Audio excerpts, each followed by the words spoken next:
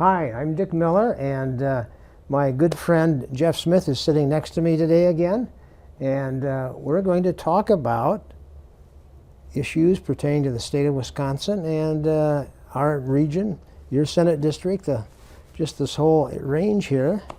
What's going on? Is there much to talk about? I don't know. Yeah, there's a lot to talk about. We're at the end of session, and there's a big rush to do a lot of things before they break to go on campaign trails. In fact, we can talk a little bit about that too, because they're breaking way too early.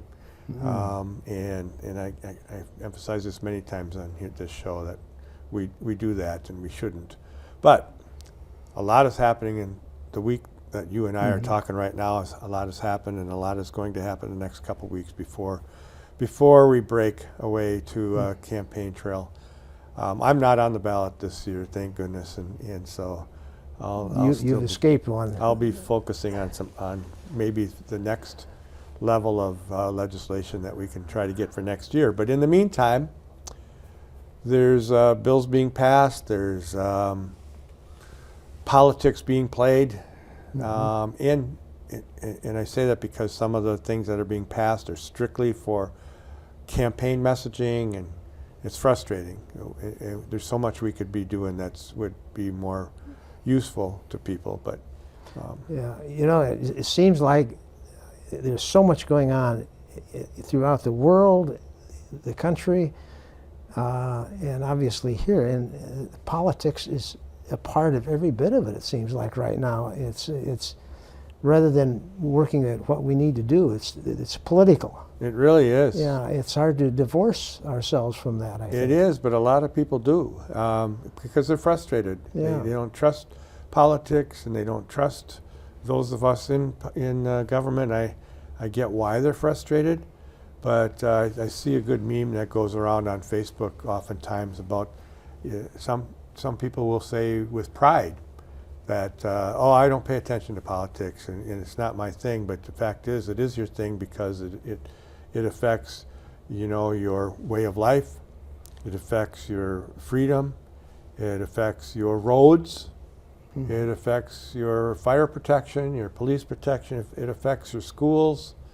So it is important, and I hope that anyone who thinks that they are being serving their better self by ignoring politics and even not voting, reconsider that.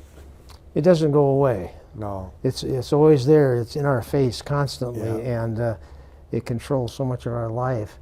There has been, in past, we've had discussion regarding fair maps, and the last I have heard that the Republican-controlled Assembly and Senate are evidently talking about a willingness, I'll say that cautiously. Oh, we're way beyond that. A willingness to agree with the plan that the governor has presented. So there were 4 maps that the Supreme Court has landed on. There were 6 maps originally submitted. They're down to 4. So they're right now supposedly going through all the details of those 4 maps to select one that they think is best suited for the state of Wisconsin and the current model. But the Republicans chose to pick the one they like. The one they feel gives them the greatest chance of hanging on to the power that they have. I think that's the best way I can describe what has happened. So we're speaking today on Friday the 16th. So on Tuesday, that's the day that that the maps passed through the Senate and through the Assembly. That was the map that the governor's team had submitted, which was the map that was less likely to take that majority power away from them. Now, that's fine. That's just fine. So I'd rather go back to what you mentioned, fair maps, because that term is thrown out there all the time. I throw that term out there all the time. But I think there's a little misunderstanding what we mean by that. Fair maps should be the result of a fair process. That's what what I actually, and I think most people are really talking about, the fair process, meaning taking the map drawing away from the politicians and legislators that benefit from drawing lines that keep them in power and in their position. That's what this is really about. It's a fair process. And the legislature choosing which map they prefer, the majority party choosing the map which they prefer, is not the fair process that persons like myself like to talk about. I think the fair process should go back to the people, should be a non-partisan commission. You know, we talk about that a lot, but in this case, it's the state Supreme Court who does not benefit individually from district lines. Their line is the whole state of Wisconsin border, right? So it's frustrating to me that that this is the track that's being followed right now, and the governor has said he's going to sign that map because it's the map he submitted and that he believes in, and you know, and I know a lot of people are thinking, wow, Democrats in the legislature voted against the map that the governor, who is also a Democrat, actually supports. We don't always have to agree. Yes, yes. Well, and I think that the methodology that we use to draw the maps, there's an implied conflict of interest, even if they're the most enlightened people in the legislature that draw it. It still appears to be a conflict of interest. It guarantees a seat in the assembly for years. In theory. It can, because you know, we've seen it happen right here. As a matter of fact, when one legislator moved out of the district into the next adjoining town a few years ago, and then the next map in 2021 that was drawn actually was drawn around that town to get him back into the district. That's what we're talking about. A legislature that has the will, the ability to do that sort of thing, to protect incumbents. And you know, that's not the best route for our citizens. When it comes, you know, we're not looking out for the citizens, we're looking out for ourselves. No. And to me, there's an ethics situation here. If you or I in our district we're serving choose to move out of the district, it should be a resignation, and it should be an opportunity to rehire a new person in that position, basically. And you know, Dick, you've served on locally on county board many times. You've probably seen it here, and I know I've seen it in other counties and other cities where somebody on the city council or the county board move out of their own district and they resign. Yeah, it's not even, they don't even think twice. Well, I got to resign. I guess I don't represent that district anymore. Well, but not us. We just draw lines around it. Yeah, when I served as county chair here, I appointed at least 2 people to positions that were vacated due to someone simply moving to a different spot in the county. Yeah. And you're right. It's a given. We turn that resignation in, you know. Yeah. And then if we choose to run again, fine. Because they understand that that's you know, not really representing the people that you were voted to represent. Absolutely. And they're following the law. So in a sense. And I like, this is a weird thing for me to say probably, but I say, since people have been questioning the maps that have been in front of the Supreme Court and how it has paired incumbents, well, ungerrymandering the state may look like gerrymandering to some people. But for instance, even in the district that I serve, the 31st Senate District, the map that is under consideration here pairs me with Republican Jesse James, who was, and kind of melds the 23rd part of the 23rd Senate District with the 31st Senate District. And I have told a number of people in interviews that, well, when I represented a certain district in the assembly, I actually represented Altoona along with part of the city of Eau Claire, and Jesse happens to live in Altoona, and I say, welcome back. It's back. It's kind of brought it back together the way it was, you know, 15 years ago. So it's interesting how people, you know, view this, but it's been a long time. It's right, 15 years or whatever since people have seen maps that actually are that competitive.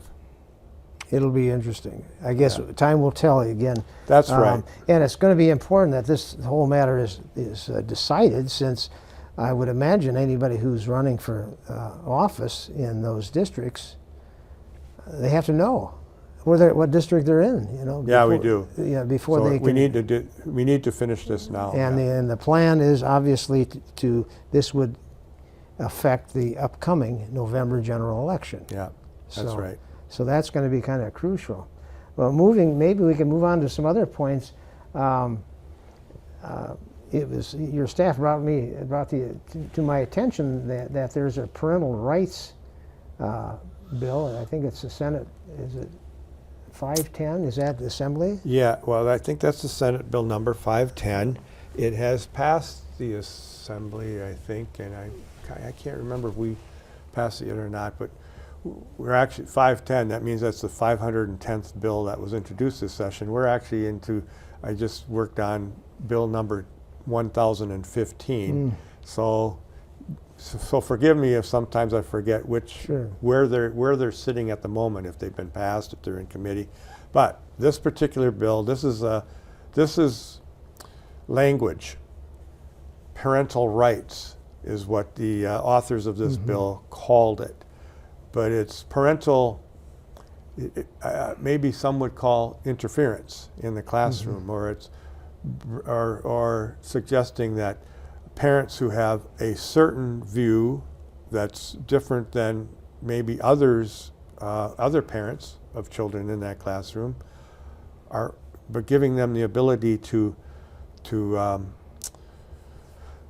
sue the classroom or sue the school or force certain things out of the curriculum that don't match their own personal beliefs or even religious beliefs, and some persons, I'm not alone in thinking that that's just not what public education is about. Public education should be about just giving our children the facts of this is what in the history book, in your math book, or in your reading, all those things, so that our children grow to be critical thinkers and know all sides of issues. Well, I remember taking classes when I was in school, and that was only been a few years ago, of course, and there was an emphasis placed, and people called it what it was: critical thinking. Yeah. To evaluate something that comes to your attention and ask the right questions, and not just accept it because someone said it. Yeah. Well, like I said, public schools are accountable to every parent and every line of thought in that school district, and so we can't get in this game of letting one view dictate what everybody else gets to see or hear. So the key is to be exposed to a variety of opinions to help develop your own set. And we were talking just before we started here in regards to how this country started out being under the thumbs of a monarchy, and how there was not necessarily an encouragement in terms of education and critical thinking, because they didn't want dissent. They didn't want someone to disagree with them. Yeah. And then, of course, the slavery time came in, and again, we didn't want some people didn't want the slaves to be educated and suddenly think for themselves. It seems like by not teaching and encouraging critical thinking, we're kind of moving back into a time frame that we moved away from due to the Constitution and the Declaration of Independence. Yeah, instead of critical thinking, we're going to controlled thinking. Yeah. We don't want that. And everybody think the same. We shouldn't want that. I was thinking, coming down here today, that we have in our system representative government, and school board is representative government, and the school board is empowered to make decisions regarding education, and but to let just anybody sue to have their own style of education. They do have the right to place their kids in schools of their own thinking, their own private schools, and that's an option families That's right. have. That's your option, or But- homeschool. There's yeah. lots of choices. Yeah, but public education is for everybody, and so as you spoke about earlier, to teach the whole gamut of ideas. Particularly since once you are an adult, you can't avoid being in the mix of all sorts of different philosophies and cultures, and it's a good thing. And it's a good thing. It makes us all better. Well, I understand that maybe some Democrats have encouraged the idea of providing meals that learning requires having a full stomach. Yeah. What a radical thought. Huh? So and I think we've touched on this before, but we actually have legislation that we would like to see daylight, and that is to actually broaden the lunch program to include everybody. Free lunch. They do better. We know that the science is there. For even adults, Sure. we like to use the word hangry when we haven't been fed, but the same goes with our kids, right? So we just think it's important, and the fact is we do have free and reduced lunch for different financial purposes, but a lot of families don't take it out of pride, and also because they don't want their kids to be, pointed at that. Oh, look at that! He has to get a free and reduced lunch. Just everyone get a free lunch, and let's consider that part of the school day. Well, when you were in school and I were in school, I don't know how your situation was, but I think many of us knew who was receiving free lunches, and to be able to walk through the line and everybody just grab a tray without knowing or caring. Yeah. Why single people out? Yeah. It's not the kids' fault. Yeah, no. And so they can walk through the line and have the pride, just like everybody else, that they're there just to eat lunch, period. There's the price. The other thing is the difference in cost to eat today. I hate to say how much it was when I was in school, but it was 35 cents a meal. Yeah. And that sometimes was a nice big meal. Homemade, by the way. Yeah. We had cooks in the kitchen. We had cooks in the kitchen. Yeah. So these seem like simple things, but it's the sort of thing that we should be doing instead of passing legislation, or there's constitutional amendments that are being run through the legislature right now just to gin up voters and reinforce anger and angst about all sorts of things, refugees, the border, and all these things that, instead let's start doing the things that we can be doing. We just saw an enormous shock to the system of our area with the HSHS closures of St. Joseph's Hospital in Chippewa Falls and Sacred Heart Hospital in Eau Claire, and Prevea clinics, which are all around us since the last few years. They built all these clinics. They're closing down. And that has people scared and very concerned about their future and where they're going to get health care.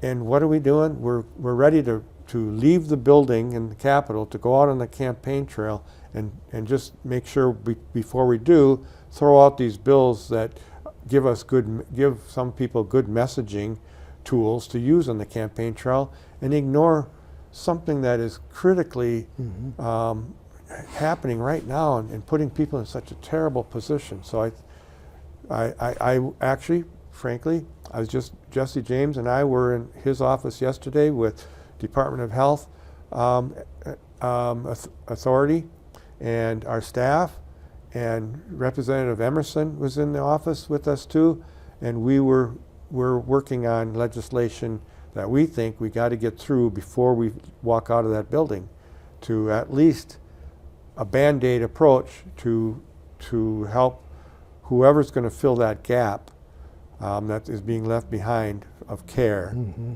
And hopefully, in fact, as we speak, you and I are talking right now, it's being submitted into the system, and hopefully we get it to the floor by next Tuesday, which is going to be one of our last days on the session floor. But it's just so frustrating that we this is, in fact, this goes back to what I was saying about people feeling like they don't pay attention to politics. Mm-hmm.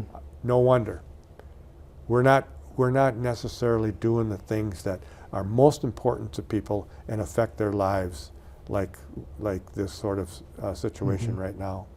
Well, and I know after having a meeting this last week, the providers of services in this area, including this county, but also in Eau Claire and various other counties, those providers are meeting on a regular basis to try to work through some of these issues.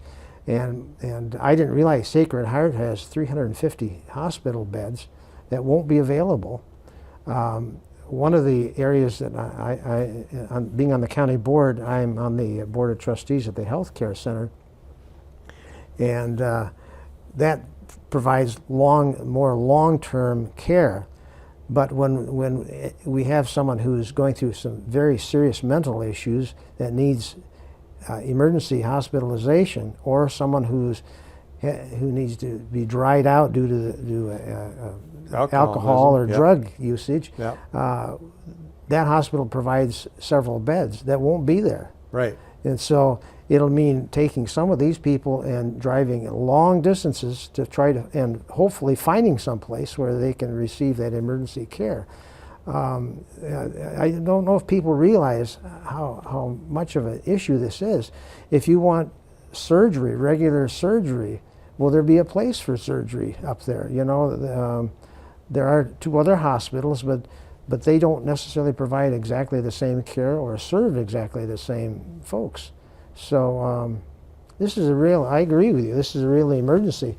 And the legislature should be devoting some time to this, like you're suggesting, and trying to help the community work through this issue and not lose this. It just amazes me that we would not consider this more important than spending a week on this rather than getting off and campaigning. That campaign is going to be there when this is taken care of. Me too, Dick. And I understand that it's our job to raise that flag and from the mountaintop to our colleagues from around the state and make them realize this is a real issue. This is huge, and it isn't just here. HSHS operates a hospital in Green Bay and clinics there. And I'm very much concerned that they're going to be next. And so this is just something that has happened, that is going to hit a lot of people, and it isn't just HSHS. Other facilities around the state may also be running into the same issues, and I know this isn't the end-all solution, but we could have and should still accept the Medicaid expansion money that has been politically being held up in our state. We're now one of a handful of states that don't take that money, and we're talking billions of dollars over the course of the last 13 years. We're talking $600 million a year that would come into this state, and yet we've been forced to try to operate without that in our hospital systems. And understandably, it goes to the individuals who take Medicaid, but that goes into the system when they need those services, and that is exactly what Sacred Heart was serving.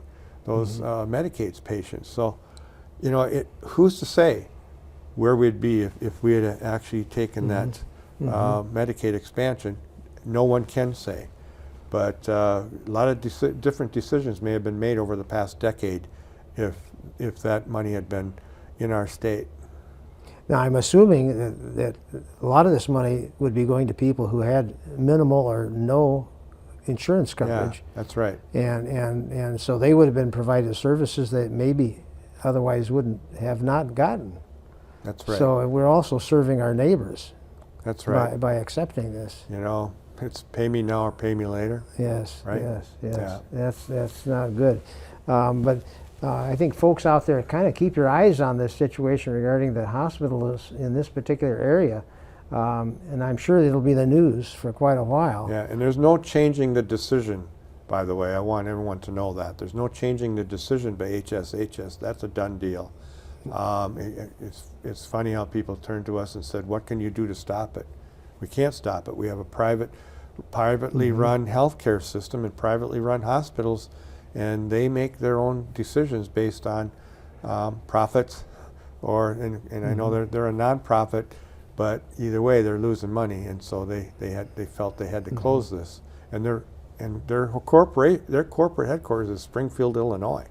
You know, it's a little easier for them from Springfield to close a hospital in Eau Claire, but it is what it is, and so we, as a community, as communities around this part of the state, are going to have to rise up and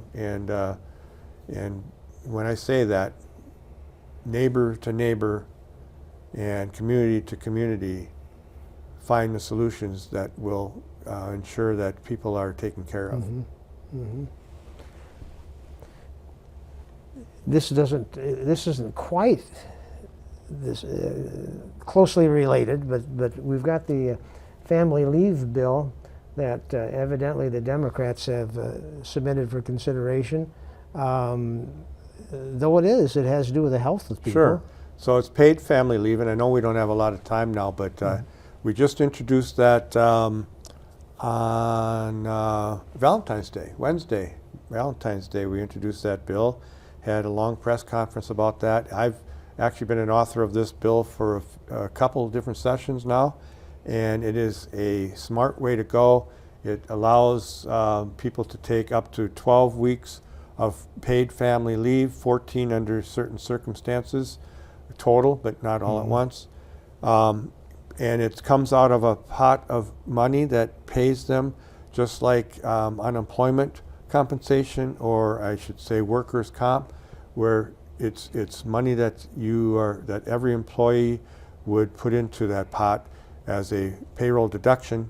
So it's not something that is going to cost the state. It will at the beginning, because of course we have to start the program, but then once that pot of money builds up, it's there for people when they need it. And this is a family friendly program that we should really we should have. It's just simple. So this would be for the individual's health. They would take time off, or a family member that needs. It's maternity leave, paternity leave, which is what most people think right away, but there are so many circumstances that hit people in their lives that this would be useful in. Yeah. Well, and obviously if people don't have that kind of care or that opportunity, they may end up losing work. And we're going to have to say goodbye. We're coming to the end. We'll see you. Thanks for being with us.